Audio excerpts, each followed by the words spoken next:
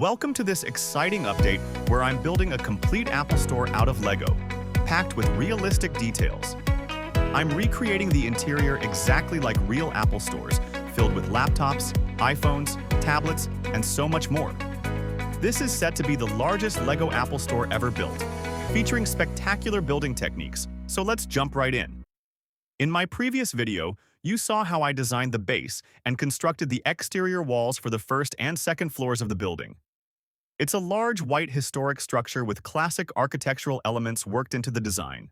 For this project, I have to bring in a large supply of LEGO bricks again, including pieces to build the tables where all the devices will be displayed, extra dark red window frames, and of course laptops that I customize into MacBooks. I also pick up a lot of those small LEGO mobile phones in different color combinations. Because let's be honest, what's an Apple Store without iPhones? The building takes inspiration from the old city centre of London, capturing the look and feel of a traditional English landmark. The building is placed right in the middle of the historic city centre, along the busy shopping street I built in my last update. For the exterior, I'm using a building technique where I place knob bricks and cover them with white tiles.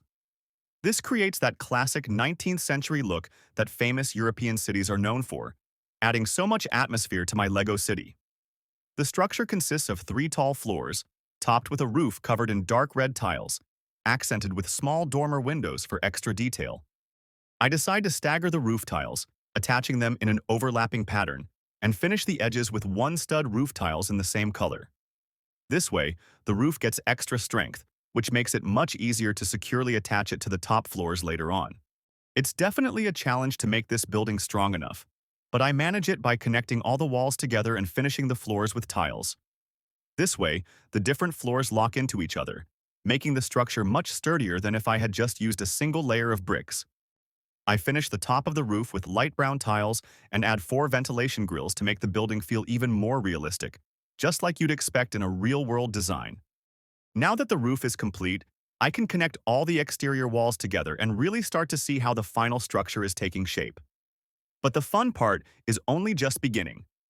I'm finishing both the inside and outside of the store with stickers featuring the Apple logo.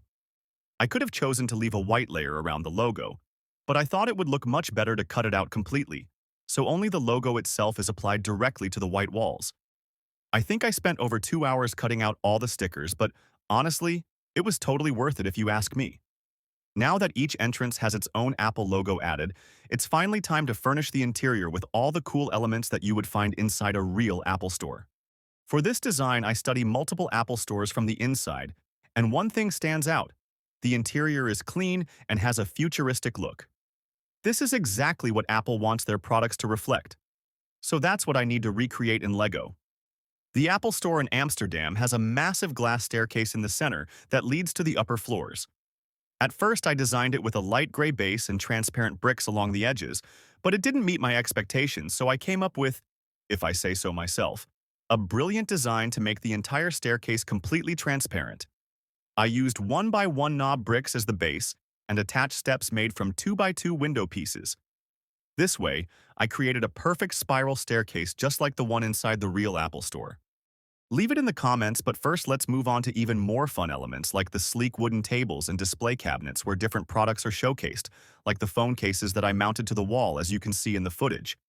I also added the famous silver Apple logo to the laptops I bought. This logo had to be cut out so tiny that I had to use tweezers to attach it to the MacBooks. It's so small that it was impossible to cut out the actual shape of the logo. But honestly, from a distance you can't tell the difference if you ask me.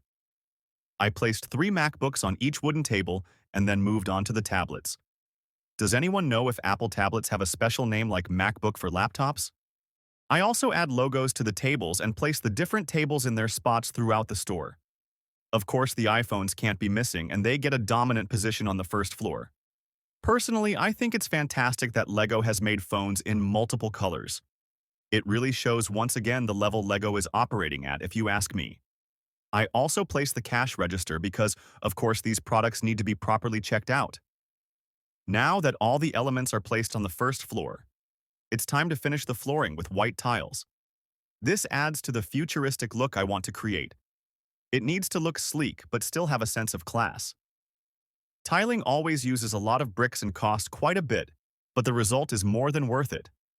The building is really starting to come to life. We add 4 large planters in the corners and place the first LEGO minifigures throughout the store. This really brings the build to life and makes it look more and more realistic. I decided to go all the way this time and even gave all the employees matching outfits complete with the Apple logo on their chest. The visitors in the store are mostly young, trendy people just like you would see in real life. Another small detail that helps make the project feel even more authentic. Apple stores in real life are heavily secured. So of course I couldn't leave out modern security cameras. I place one on each interior wall so the entire floor is under tight surveillance. The products are expensive and highly desired by thieves. We quickly move on to the second floor where the same displays of iPhones, laptops, and tablets are set up. Just like the first floor, we finish the floor with white tiles. I stagger the tiles to create a classic tiled pattern, which in my opinion looks much better than placing them all perfectly aligned side by side. To add some extra atmosphere, we also place a large planter on this floor and add a customer getting a demonstration of the new iPhone from an employee.